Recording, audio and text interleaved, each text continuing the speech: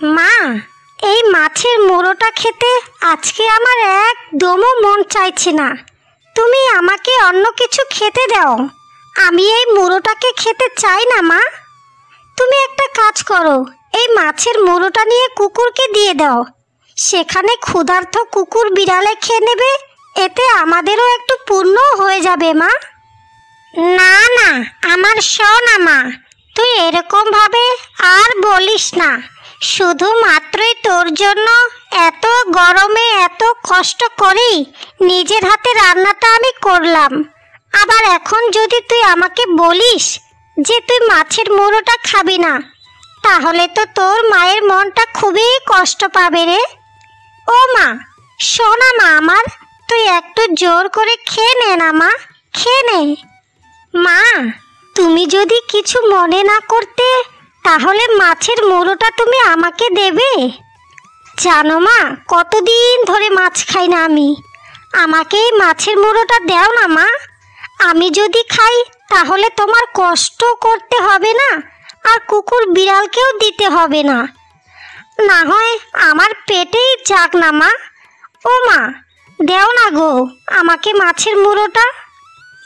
শোন রে পারুল, এই মেয়ের কথাটা শুধুই তুই একবার শোন। বলি, এক তো তুই আমার সৎ মেয়ে, আবার তুই আমাকেই আদিক্ষেতা দেখিয়ে আমাকে মামা বলে আমার মাছের মুড়োটা খেতে চাচ্ছিস। তোর তো দেখছি দিন দিন সাহস কম বেড়ে যাচ্ছে না রে। বলি, তোকে যে খাবারগুলো আমি খেতে দিয়েছি না, ওগুলোই চুপচাপ খেয়ে এখান থেকে চলে যা। আর ঘরের বাকি সব কাজকর্মগুলোই তাড়াতাড়ি করে ফেল, না হলে কিন্তু তুই দেখবি আমার থেকে খারাপ আর কেউ হবে না। বলি, ওখান থেকে খাবারের থালাটা কেড়ে নেওয়ার আগেই খেয়ে নে, আর এখান থেকে কেটে পড়। না হলে দেখবি তোকে ঝাড়ু দিয়ে পিটিয়ে পিটিয়ে আমি শেষ করে দেব, আর মাছের মুড়ো খাওয়াও আমি তোকে ঘুচিয়ে দেব, বুঝেছিস? মা, এখানে আমার অপরাধটা কোথায় বলো? আমি তো শুধুই মাছের মুড়োটাই খেতে চেয়েছিলাম, আর তোমরাই তো বলছিলে যে এই মাছের মুড়োটা নাকি কুকুর বিড়ালকে দিয়ে দেবে। তাই আমি বলছিলাম, কুকুরকে না দিয়ে যদি এই মুড়োটা একটা মানুষেই খেয়ে নেয়, তাহলে তো আমারও একটু ভালো হয় মা। আর এমনিতেও বোনের জন্য মাছ রান্না করলেও আমাকে তো তুমি কোনো দিনেও একটু মাছ খেতে দাওনি। তুমি জানো মা যে আমি শেষবারে কবে মাছ দিয়ে ভাত খেয়েছিলাম? আমাকে তুমি ক্ষমা করে দাও মা, আমি আর কোনো দিনই তোমাদের মাছের মুড়োটা খেতে চাইবো না। আর এমনিতেও আমি তোমার সৎ মেয়ে, তুমি আবার আমাকে মাছ খেতে দেবেই বা কেন? এমনিতে তোমরা আমাকে যা খাবার খেতে দিচ্ছ সেটাতেই তোমাদের বড় একটা ক্ষতি হয়ে যাচ্ছে। চুপ কর হতচ্ছাড়ি মেয়ে, দিন দিন দেখছি তোর কথাগুলো বলছিস খুব চ্যাটাং চ্যাটাং। দেখা যাচ্ছে তোকে কথাতে কোনো দিনেই হারানো যাবে না। দাঁড়া, খুব তাড়াতাড়ি তোর মজা আমি দেখাচ্ছি। এই বাড়িতেই শেষ দিন তোর খুব তাড়াতাড়ি আসতে চলেছে। আজ হোক বা কাল হোক, তোকে এই বাড়ি থেকে আমি তাড়ানোর ব্যবস্থা করছি। শুনেছিস হতচ্ছাড়ি, তোকে আমার মা কি বলল? তাই এই বাড়িতে যদি থাকতে চাস তাহলে ভালো মতনই থাক।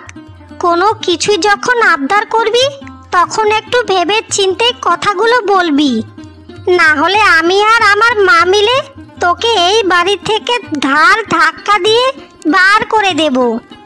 কেউ কিছুই তোর ব্যাপারে আর জানতেই পারবে না। বলি, জন্মের পর পরেই তো তুই তোর মাকে খেয়ে নিয়েছিস, আবার এখন আমার মাকেও খেতে চাস নাকি? শোন, আমি থাকতে না তোর এই স্বপ্ন কোনো দিনেই পূরণ হবে না, বুঝেছিস? কোনো দিনেই পূরণ হবে না। হতচ্ছাড়ি মেয়ে, এখন আমাদের এখান থেকে উঠে চলে যা বলছি। তোর এই খাবারটা নিয়ে অন্য কোথাও গিয়ে তুই খা।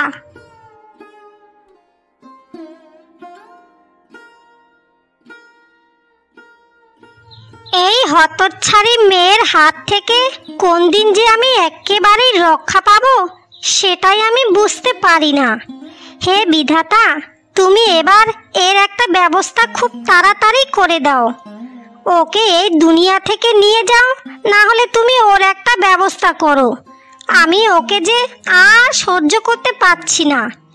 এটা আমার স্বামীর বাড়ি। আমার স্বামীর বাড়িতে কোনো সতীনের টতিনের মেয়ে জায়গা হবে না। ওই হতচ্ছাড়ির মা যখন মরে গেল, তখন ওই হতচ্ছাড়িকে নিয়েই মরলো না কেন? আমার কাছে রেখে গেল শুধুমাত্র আমাকে কষ্ট দেবার জন্য। কি গো পারুলের মা, এখানে এভাবে বসে বসে একাই একাই কি বকবক তুমি করছো? আর তোমার মুখটা ওরকম ফুলিয়েই বা আছে কেন? তুমি আমাকে না বললেও কি হবে গো দিদি? আমি কিন্তু সবই বুঝি। তোমার কষ্টটা একটু হলেও আমি অনুভব করতে পারি। যার ঘরে এমন একটা হতচ্ছাড়ি সতীনের মেয়ে আছে, তার কি আবার নতুন করে কপালে কোনোই সুখ আছে নাকি? আরে বল্টুর মাঝে আবার আমাদের বাড়িতে? বলি বস বস, কতদিন তোমাকে আমি দেখি না। তোমার সাথে অনেক দিন পরেই দেখা, দুটো কথা বলি তোমার সাথে। কি আর বসবো গো পারুলের মা, তোমার দুঃখটা না আমি আর কিছুতেই সহ্য করতে পারছি না। আমি তো তোমার কথা ভাবি না গো, তোমার কথা ভাবি না। আমি তো শুধুই ভাবি তোমার ওই ভোলা ভালা মেয়েটার কথা। তুমি কি ভেবেছো গো যে তোমার স্বামী তোমার সতীনের মেয়েকে অত সহজে এই বাড়ি থেকে বের করে দেবে? তুমি দেখতে থাকো, আর তোমার যত ধন সম্পত্তি আছে না, তোমার ওই সতীনের নামে তোমার বর লিখে দেবে, বুঝেছো? তুমি এসব কি বলছো? আচ্ছা, তুমি সব ঘটনাটাই একবার আমাকে খুলে বলো তো। তুমি এমন কি জানো? আর আমি তো এমনভাবে কোনো দিনও ভেবে দেখিনি। আমার হচ্ছে সরল মন, বুঝেছো? সরল মন, এত প্যাচকোচ আমার মনে নেই। তোমাকে আর আমি নতুন করে কি বলবো গো দিদি ভাই? যখন তোমার সতীন এই ঘরে ছিল, তখন তো তোমার স্বামী ওই হতচ্ছাড়ির মাটাকে কত ভালোবাসতো। আর আমি তো এটাও শুনেছিলাম যে তোমার স্বামী নাকি তার মৃত্যুর আগে ভেবে রেখেছিল যে যা সম্পত্তি আছে সব কিছুই নাকি তোমার সতীনের মেয়ের নামে লিখে দেবে। তুমি আবার কারোর কাছেই আমার নামটা বলিও না গো যে আমি তোমায় এই সব বলেছি, না হলে আমার সংসারে অশান্তি লাগতে পারে। কি বলছো গো তুমি? আর আমার সংসারের ব্যাপারে তুমি কি জানো? আমাকে তুমি আজকে সবটাই একেবারে পরিষ্কার করে বলো তো। কি সর্বনাশটাই না কথা গো! আর আমি তো কত সাদাসিধা হয়ে এই সংসারটা করছি। তাড়াতাড়ি তুমি আমাকে বলো গো, তাড়াতাড়ি তুমি আমাকে বলো। আমি তোমাকে কথা দিলাম, তোমার ব্যাপারে কাউকে কিছুই আমি বলবো না। আমি তো তোমাকে শেষে এটাই কথা বলবো গো দিদি ভাই, তোমার যে সতীনের মেয়ে আছে না, ওকে তোমরা বেশি পাত্তা দিও না।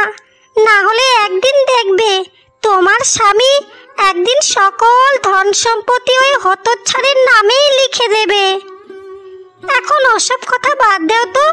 এখন তুমি আমাকে এটা বলো যে তোমার সতীনের মেয়ে কোথায় গেছে? তাকে তো আসার পর থেকেই আমি কোথাও দেখতে পাচ্ছি না। ওই হতচ্ছাড়ি মেয়েটা যে কখন গেছে পুকুর পাড়ে একটু জল আনতে, এখনো তো সে আর ফিরলো না। ও, আমি এই জন্যই বলি যে আমি ওই হতচ্ছাড়ি মেয়েটাকে এত অত্যাচার করি, তবুও কেন এই বাড়ি থেকে বিদায় হয় না। এবার আমি সবটাই পরিষ্কার করেই বুঝতে পারছি। না না, আমাকে যেভাবেই হোক কিছু না কিছু একটা ব্যবস্থা তাড়াতাড়ি করতেই হবে, না হলে আমার আদরের মেয়েটা ভবিষ্যৎ বড্ড সমস্যায় পড়ে যাবে। আচ্ছা গো দিদি ভাই, তা আমি তো তোমায় সব কিছুই বললাম। এখন তুমি কি করবে না করবে সেটা তুমি ভালোভাবে জানো। এখন আমি যাই গো, আমার বাড়িতে কত কাজ পড়ে আছে।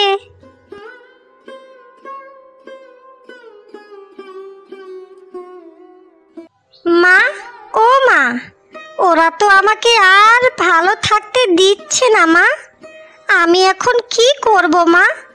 ওদের মন ভরাতে কিছুতেই আর আমি পারছি না, কিছুতেই পারছি না। এমন কি করলে আমার সৎ মা আর সৎ বোন আমাকে ভালোবাসবে? তুমি আমাকে বলে দাও না মা, বলোই না মা। তুমি তো সেই ছোটবেলায় আমাকে এখানে একা রেখে সেই আকাশের তারা হয়েই আছো। তুমি আমাকে তোমার কাছে নিয়ে চলো না মা। তোমার কাছে গেলে আমি খুব ভালো থাকবো মা। আর আমি যাই ভালো কাজ করি না কেন মা, সব কিছুতেই তাদের সমস্যা, সব কিছুতেই আমার শুধুই ভুল। ও মা, তুমি শুধুই আমাকে একবার বলো না যে এই পুকুরের জলে ডুবেই আমি মরে যাই। এমনিতেও আমার বাবা তো সব সময়ে শহরেই থাকে, গ্রামে কিছুদিনের জন্যই ফিরে আসে, আবার তারপরে 2-4 দিন থাকার পরেই শহরে চলে যায়। বাবাকেও যে আমি আর কিছুই বলতে পারছি না মা। আমার যে খুবই ভয় করে, বাবার কাছে কিছু বলতে গেলেই তারপরেই বাবা শহরে যাবার পরেই মা আমাকে খুব মারে। মা গো, তোমার মতনই ভালো আমাকে আর কেউ কোনো দিনেই বাসেনি। সবাই শুধু আমাকে মারে আর আমার উপরে অত্যাচারই করে। কি রে রূপা, এই পুকুর পাড়ে একাই বসে বসে কি বিড়বিড় করছিস? বিড়বিড় আর করবি না কেন রে? তোর মতনই এরকম একটা লক্ষ্মী মন্তমের এত কষ্ট দুঃখ আর থাকে নাকি? তোর সৎ মাটা না আসলেই রে একটা বড্ড বজ্জাত মহিলা। না হলে এরকম সাদাসিধে মেয়েকে কেউ কি কখনো কষ্ট দেয়? তোর কষ্টটা যে আমি আর দেখতে পারছি না রে, আর পারছি না। এ কি মাসিমা, তুমি আবার এখানে কি করছো? মাসিমা, আর আমি এখানে কিছুই বলছি না। আমি তো শুধুই আমার মায়ের সাথে একটু কথা বলছিলাম। আর আমার সৎ মা আর আমার সৎ বোন আমাকে খুবই ভালোবাসে। আমাকে আর এরকম কথা কোনো দিনই আপনি বলবেন না মাসিমা। তিনি যদি এসব কথা শুনতে পায় তাহলে খুবই কষ্ট পাবে। তুই কত ভালো একটা মেয়ে, কিন্তু তুই কি জানিস রে রূপা, এই পৃথিবীতে এখন ভালোর কোনোই মূল্য নেই। জানিস কি তুই, তোর সৎ মা আর সৎ বোন মিলে পরিকল্পনা করছে যে তোকে এই বাড়ি থেকে খুব তাড়াতাড়ি তাড়িয়ে দেবে।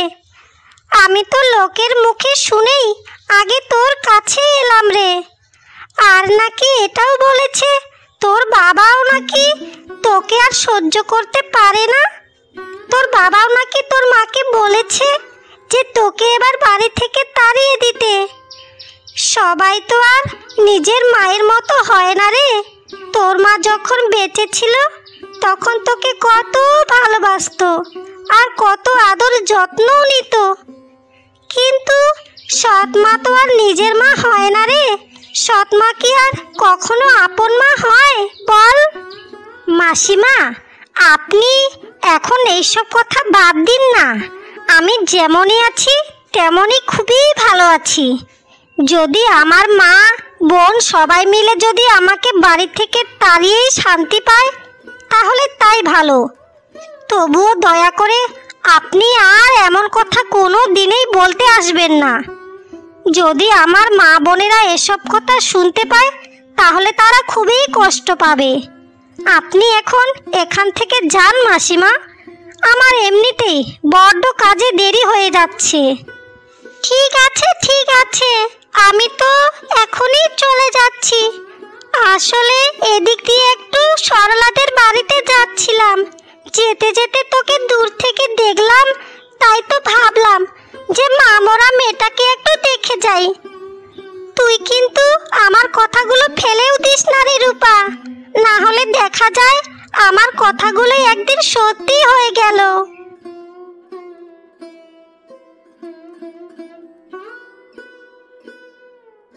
দেখো মা, দেখো, তুমি শুধু এই হতচ্ছাড়ি মেয়েটাকে একবার দেখো। একটু জল আনতেই এই হতচ্ছাড়ি মেয়েটার কতক্ষণ সময় লেগে গেল। তুমি ওকে আজকে ভালো মতনই ধরো যে বাড়ির কাজকর্ম ঠিকঠাক মতনই করবে কিনা, এই বাড়ি থেকে বেরিয়ে যাবে নাকি। তুমি আজকে কিছু একটা করবে মা, না হলে কিন্তু আমি এই বাড়ি থেকে চলে যাব, এই আমি তোমায় বলে দিলাম। তুই আবার কোথায় যাবি রে মা? যদি বাড়ি থেকে যেতেই হয় তাহলে এই অসভ্য হতচ্ছাড়ি মেয়েটাই যাবে। তা বলি, তোর জল আনতে কতক্ষণ সময় লাগে রে? কার সাথে পরিকল্পনা করে এলি আমাদের মা মেয়েকে হত্যা করার? মা, তুমি আবার এসব কি বলছো মা? আমি আবার কার কাছে তোমাদের হত্যার পরিকল্পনা করব মা?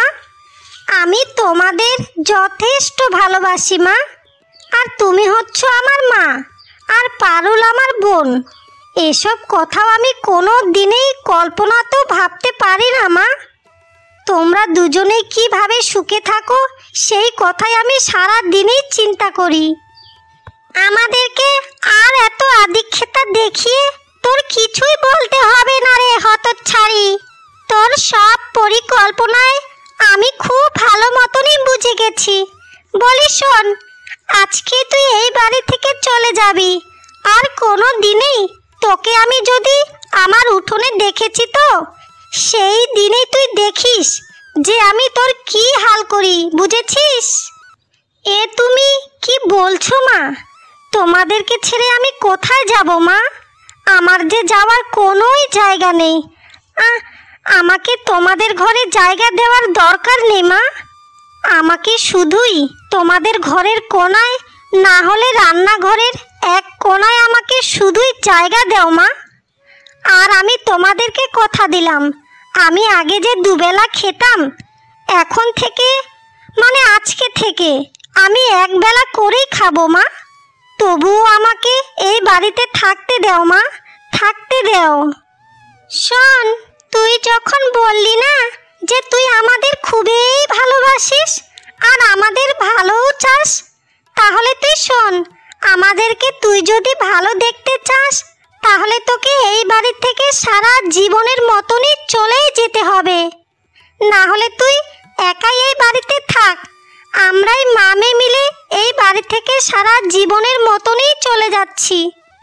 তুই যেখানে থাকবি আমরা সেখানে থাকবো না, এটাই আমাদের শেষ কথা, বুঝেছিস? ও আচ্ছা, এবার বুঝতে পেরেছি আমি। তোমরা তাহলে এটাই চাও? তোমরা তাহলে আমি বাড়ি থেকে চলে গেলে বেশি খুশি হবে? আমি যদি এই বাড়ি থেকে চলে যাই তাহলে তোমরা দুজনেই ভালো থাকবে, তাই না? আচ্ছা, তাহলে তোমরা শোনো, আমি আজকেই এই বাড়ি থেকে চলে যাচ্ছি, আর কোনো দিনেই এই বাড়িতে ফিরে আসবো না, আমি কোনো দিনেই না।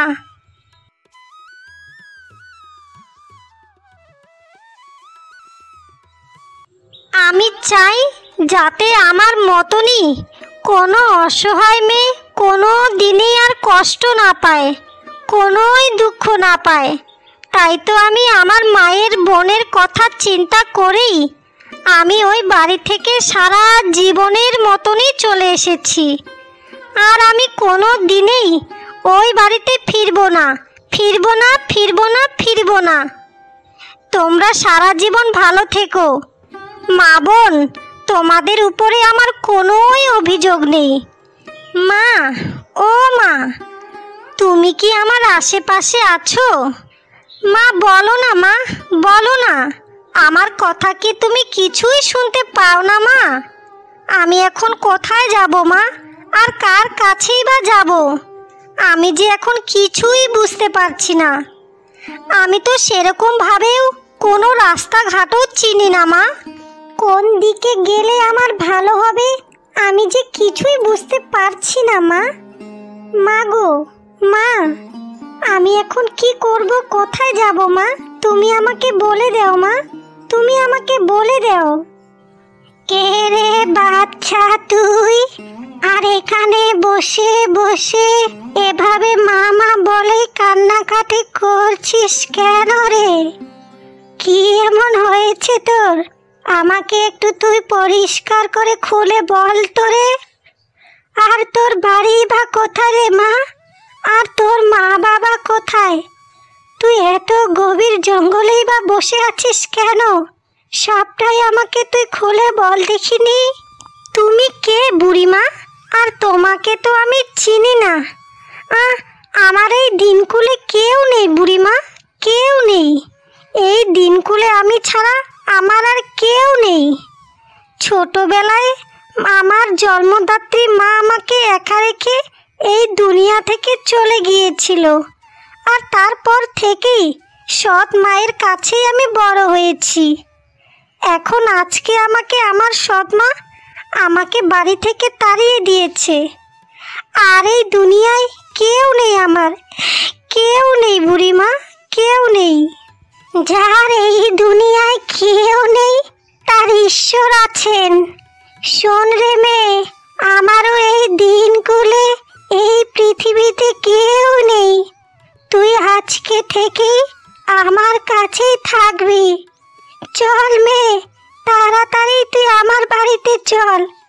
আর তুই এভাবে মন খারাপ করে বসে থাকিস না, বুঝেছিস?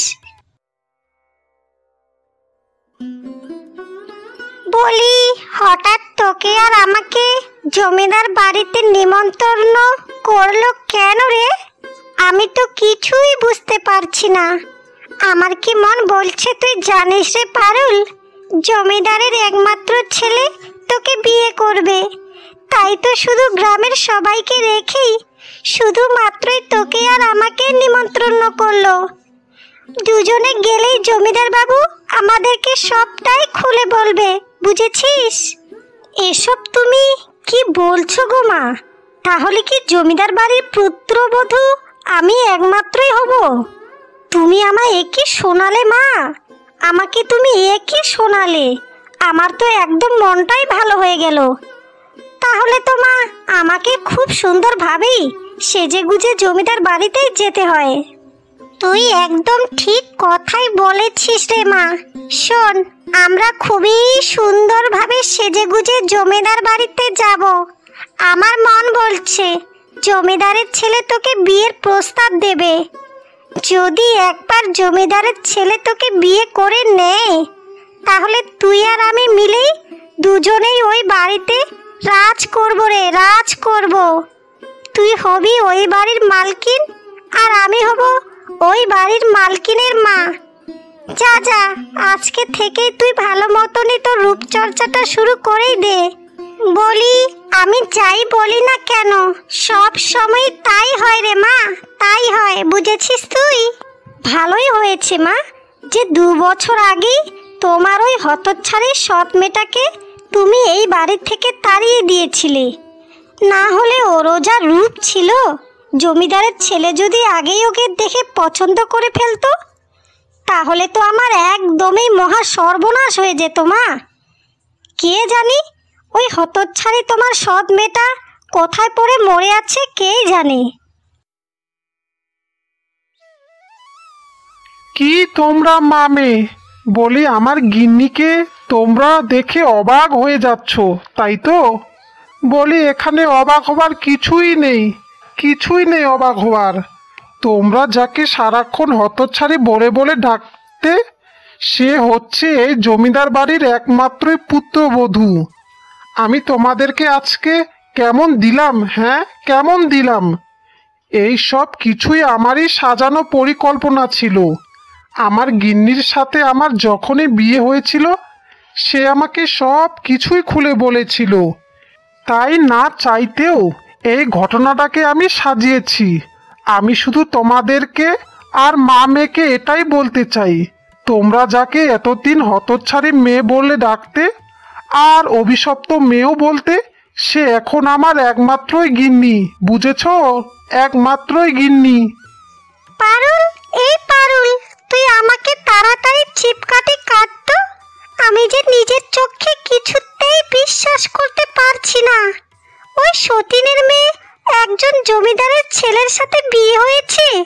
এটাও কি কোনোদিনই কল্পনা করা যায়? আমরা তো ভেবেছিলাম যে সতীনের মেয়েটার হাত থেকে এবার বাঁচা গেল।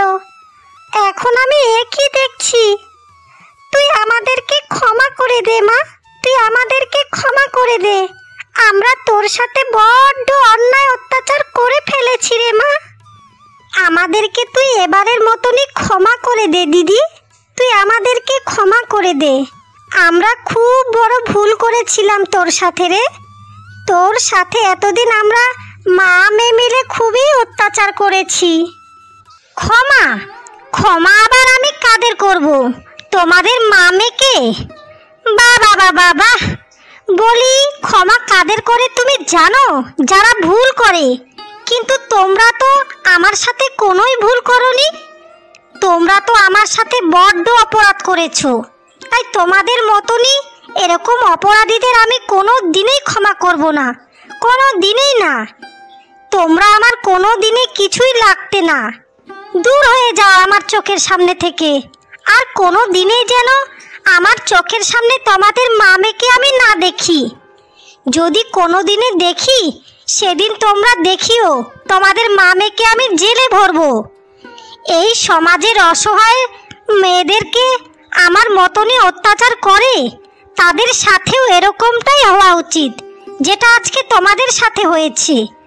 তোমাদেরকে আমি জেলে ভরার আগেই মা মেয়ে এখান থেকে দূর হয়ে যাও, দূর হয়ে যাও বলছি।